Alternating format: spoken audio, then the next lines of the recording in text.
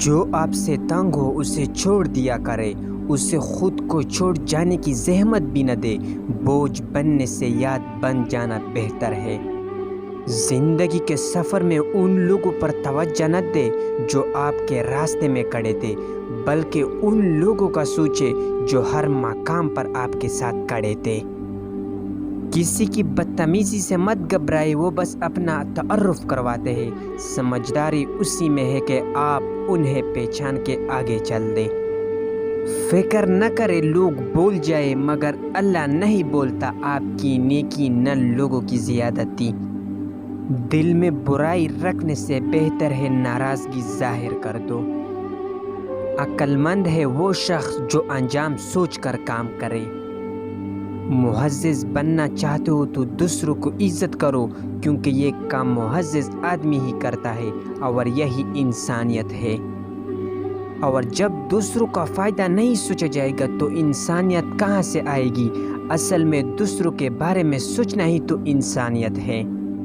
رشتہ ہمیشہ وہی کامیاب ہوتا ہے جو دل سے جوڑا جائے، فرصت یا ضرورت سے نہیں۔ انسان سخت مزاج کب بنتا ہے؟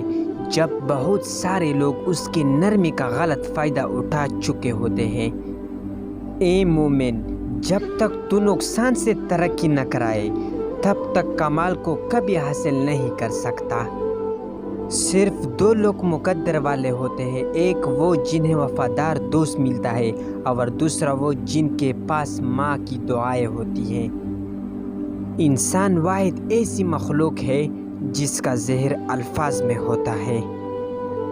خاموشی عظیم نعمت ہے، بالخصوص اس مقام پر جہاں اختلاف زیادہ، آواز بلند، علم کی کمی اور دلیل کی کوئی اوقات نہ ہو۔